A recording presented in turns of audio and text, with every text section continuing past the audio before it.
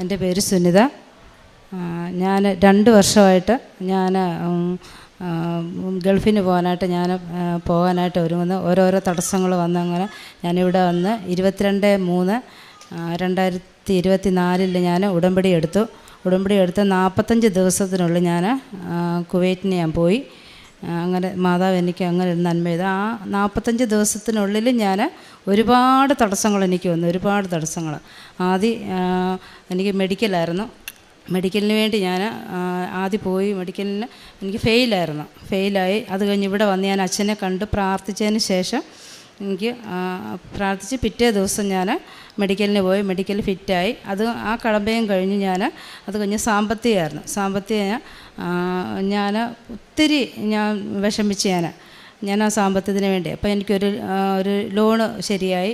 അതൊരു ചിട്ടിയായിരുന്നു. ആ ചിട്ടി എന്ന് പറഞ്ഞാൽ ഞാൻ സിനിമയിലേ കണ്ടിട്ടുള്ളൂ. ഞാനങ്ങനെ ഒരു ലേലം വിളിക്കുക എന്നുള്ളത്. ആ ചിട്ടിക്ക് ഒരു 40 പേരുണ്ട് ആ ചിട്ടിയിൽ. ആ 40 പേരിൽ ഒരു 7 പേര് വന്ന് ചിട്ടിയിൽ. ആ ചിട്ടി നടത്തിക്കൊണ്ടിരുന്ന സമയത്ത് ഞാൻ ആ ഉപ്പ് അവിടെ ഇട്ട് പ്രാർത്ഥിച്ചതിന് ശേഷം എനിക്ക് ഭയങ്കര സങ്കടമായിരുന്നു. എനിക്ക് വേറെ ഒരു വഴിയില്ലായിരുന്നു. ഞാനൊന്ന് പ്രാർത്ഥിച്ച് അന്നേരം തന്നെ ആ ചിട്ടി നടത്തുന്ന ആ പുള്ളി എന്ന് പറയുമ്പോൾ ലേലം വിളിച്ച് ഒരു അരമണിക്കൂർ ആ ലേലം ഇങ്ങനെ കഴിഞ്ഞ് കുറേ കഴിഞ്ഞപ്പോഴത്തേന് ആ ലേലം വിളിക്കാൻ വന്നവരൊറ്റ ആരും മിണ്ടാതെ നിന്നു. അന്നേരം തന്നെ പറഞ്ഞ ലേലം ഉറപ്പിച്ചു, സുനിലിൻ്റെ പേരിലാണെന്ന് പറഞ്ഞുകൊണ്ട് ഉറപ്പിച്ചു. അന്നേരം അങ്ങനെ മാതാവ് വലിയൊരു നന്മ ചെയ്തു. അതും കഴിഞ്ഞിട്ട് എല്ലാം ശരിയായെന്ന് വിചാരിച്ച് ഞാൻ സമാധാനപ്പെട്ടിരുന്ന ആ സമയങ്ങളിൽ എനിക്ക് PCCയുടെ ഡേറ്റ് കഴിഞ്ഞു. PCC നമുക്ക് ചെയ്യണമെങ്കിൽ നമുക്കൊരു 2-3 അല്ല 1 മാസമായാലും പിടിക്കും.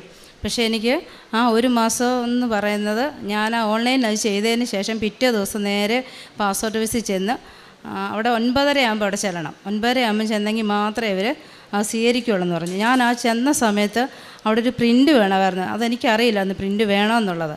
ആ പ്രിൻ്റ് എനിക്ക് പെട്ടെന്ന് തന്നെ ഞാൻ അക്ഷയെ വിളിച്ച് പറഞ്ഞു 10 മണിക്കേ വരത്തുള്ളൂ ചേച്ചിന്ന്. ഞാൻ തിരിച്ചിവിടെ പറഞ്ഞു, ചേച്ചി അതൊന്നും പറഞ്ഞാൽ പറ്റത്തില്ല, 9:30 ആകുമ്പോൾ ഇവിടെ വന്നാൽ അല്ല ഞങ്ങൾ റിജക്റ്റ് ചെയ്യുമെന്ന് പറഞ്ഞു. ഞാൻ അവിടെ നിന്ന് ഉപ്പിട്ട് അവിടെ ഇരുന്ന് മറ്റുള്ളവരൊന്നും ഞാൻ നോക്കിയില്ല. ഞാൻ അവിടെ നിന്ന് പ്രാർത്ഥിച്ചു. അപ്പം തന്നെ എനിക്ക് അവിടുന്ന് ആ മെയിൽ എനിക്ക് അവിടെ നിന്ന് അയച്ചു തന്നു.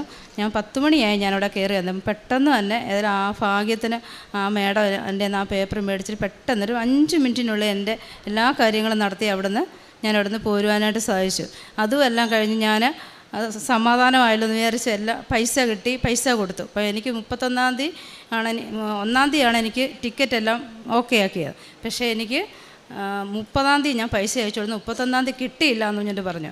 ഞാനിവിടെ സാക്ഷ്യം പറയാൻ 31-ാം തീയതി വരാനായിട്ട് ഇരുന്ന സമയത്താണ് എനിക്ക് ഇങ്ങനൊരു സംഭവമുണ്ട്, പൈസ കിട്ടിയില്ല.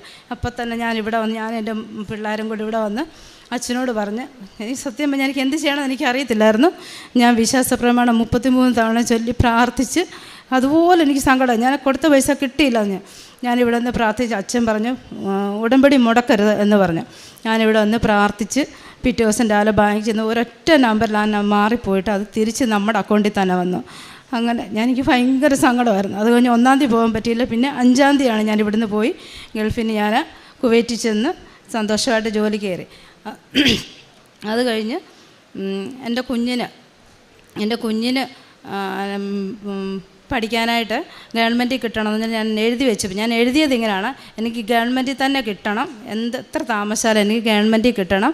അവിടെ ചെല്ലുന്ന സാഹചര്യങ്ങളും കൂട്ടത്തിൽ പഠിക്കുന്ന ഫ്രണ്ട്സുകളാണേലും അല്ലാതെ നമ്മുടെ ടീച്ചേഴ്സ് അവിടുത്തെ സ്ഥാപനം അതെല്ലാം നമുക്ക് അനുകൂലമായിട്ട് ആവണമെന്ന് ഞാൻ പ്രാർത്ഥിച്ച് അത് ഞാൻ എന്നിട്ട് പ്രൈവറ്റ് വിട്ട് ഒരു 2 മാസം ഞാൻ പ്രൈവറ്റ് വിട്ട്. എനിക്ക് ഭയങ്കര സങ്കടമായിരുന്നു. 6 മാസം ഇരുന്നതിന് ശേഷമാണ് ഞാൻ വിട്ടത് റേഡിയോളജി പഠിക്കാനായിട്ട്. അതെല്ലാം കഴിഞ്ഞ് ഒരു 2 മാസം കഴിഞ്ഞപ്പോൾ തന്നെ ഗവൺമെൻറ്റിൽ കിട്ടി. എല്ലാം ഞാൻ ആഗ്രഹിച്ച പോലെ തന്നെ എനിക്ക് എൻ്റെ കുഞ്ഞിനെ പഠിപ്പിക്കാൻ പോകാനായിട്ട് എനിക്ക് സാധിച്ചു. പിന്നെ അതുപോലെ തന്നെ ഞാനിവിടെ വന്നതിന് ശേഷം എൻ്റെ ജീവിതത്തിൽ ഒരുപാട് മാറ്റം ഉണ്ടായി.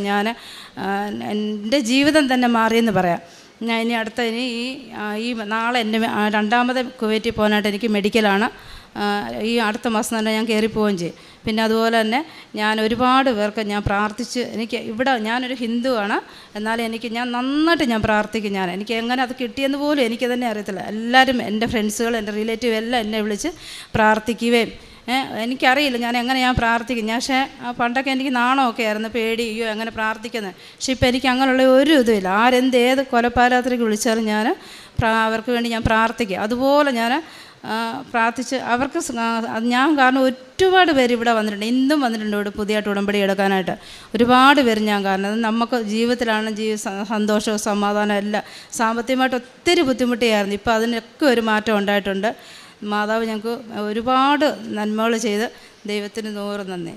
സങ്കീർത്തനങ്ങൾ 116:10 ഞാൻ കൊടിയ ദുരിതത്തിലകപ്പെട്ടു എന്ന് പറഞ്ഞപ്പോഴും ഞാൻ എൻ്റെ വിശ്വാസം കാത്തു സൂക്ഷിച്ചു. സുനിത എന്ന ഈ സഹോദരി തൻ്റെ വിദേശത്തേക്ക് പോകുവാനുള്ള നിയോഗത്തിനും മകളുടെ തുടർ പഠനത്തിനും വേണ്ടിയുള്ള നിയോഗവും സമർപ്പിച്ചാണ് കൃപാസന മാതാവിൻ്റെ തിരുനടയിൽ ഉടമ്പടിയിൽ ജീവിച്ചത്. സഹോദരി സൂചിപ്പിക്കുന്നുണ്ട്, 2 വർഷം തുടർച്ചയായി പരിശ്രമിച്ചിട്ടും പല തടസ്സങ്ങളാൽ പോകാൻ പറ്റാതിരുന്നത് ഉടമ്പടി എടുത്ത് 45 ദിവസത്തിനുള്ളിൽ വിദേശത്തേക്ക് പോകുവാനുള്ള എല്ലാ വഴികളും അമ്മ മാതാവ് ഒരുക്കി കൊടുത്തു. മെഡിക്കലിന് പോയപ്പോൾ തടസ്സമുണ്ടായി. അച്ഛനെ വന്ന് കണ്ട് സൈത്ത് പൂശി പ്രാർത്ഥിച്ച് ബലപ്പെടുത്തിയപ്പോൾ പിറ്റേ തവണ എടുത്തപ്പോൾ ഫിസിക്കൽ അത് ഫിറ്റായി കിട്ടി. അതോടൊപ്പം തന്നെ സാമ്പത്തികം ഒട്ടുമില്ലാതെ വിഷമിച്ചു.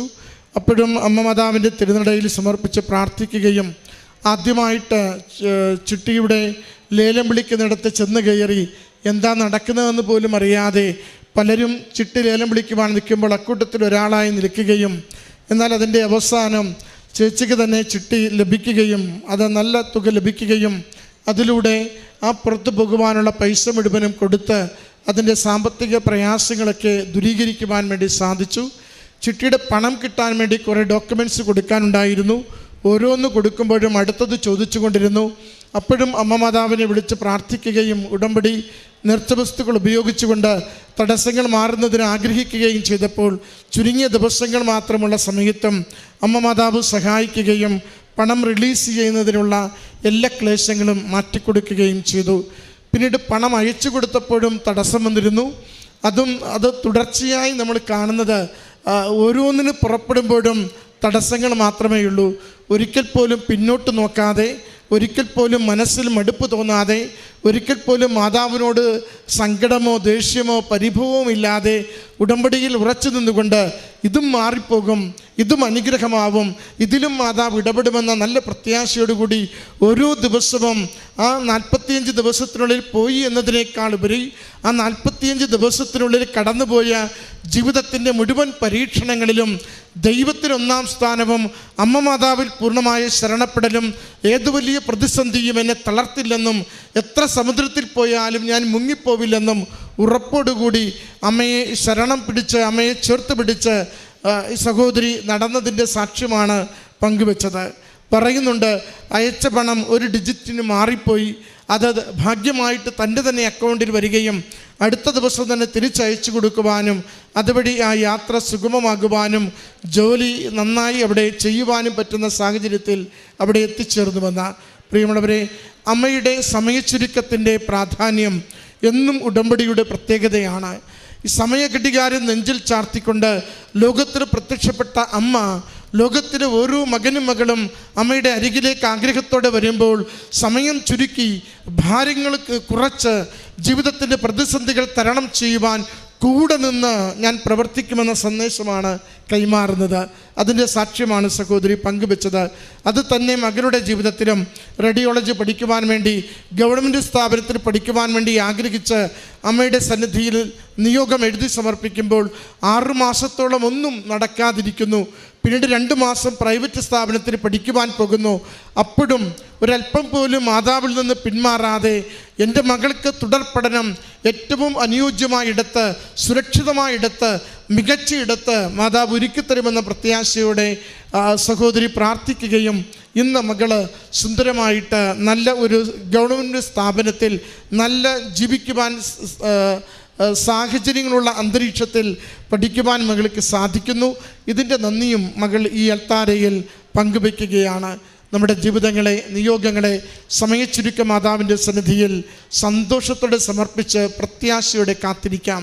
നമുക്ക് 1-2 മാസം, 3-4-6 മാസം ഒരു നിയോഗം വൈകി എന്ന് കരുതി വിട്ടുപേക്ഷിച്ച് പോകുന്നവരാവാതെ അള്ളിപ്പിടിച്ച് പ്രാർത്ഥിക്കുവാനുള്ള ഒരു സ്ഥിരത, വിശ്വാസത്തിൻ്റെ സ്ഥിരത, നിയോഗത്തിൻ്റെ സ്ഥിരത നൽകണമേ എന്നെന്നും അമ്മ മാതാവിനോട് അപേക്ഷിക്കണം. പ്രത്യാശയോടെ കാത്തിരിക്കുന്നവർ ദൈവമഹത്വം നിശ്ചയം ദർശിക്കും. ദൈവം ഇടപെടുകയും ജീവിതങ്ങളെ സുരക്ഷിതമാക്കുകയും ചെയ്യും. അതിൻ്റെ സാക്ഷ്യമാണ് ഈ സഹോദരി ഈ അൾത്താരയിൽ പങ്കുവച്ചത്. കരങ്ങളടിച്ച് അമ്മ മാതാവിനും തിരുക്കുമാരനും നന്ദി പറഞ്ഞ ഈ സാക്ഷ്യം സമർപ്പിക്കും. അത്യപൂർവ ദൈവാനുഭവങ്ങൾ ഇനി നിങ്ങൾക്കും സ്വന്തം. ഈ യൂട്യൂബ് ചാനൽ ഇതുവരെ സബ്സ്ക്രൈബ് ചെയ്തിട്ടില്ലെങ്കിൽ ഇപ്പോൾ തന്നെ സബ്സ്ക്രൈബ് ചെയ്യുക. ഈ വീഡിയോ ഇപ്പോൾ തന്നെ നിങ്ങളുടെ സുഹൃത്തുക്കൾക്ക് ഷെയർ ചെയ്തുകൊണ്ട് കർത്താവിൻ്റെ പ്രേക്ഷിതരാകുക.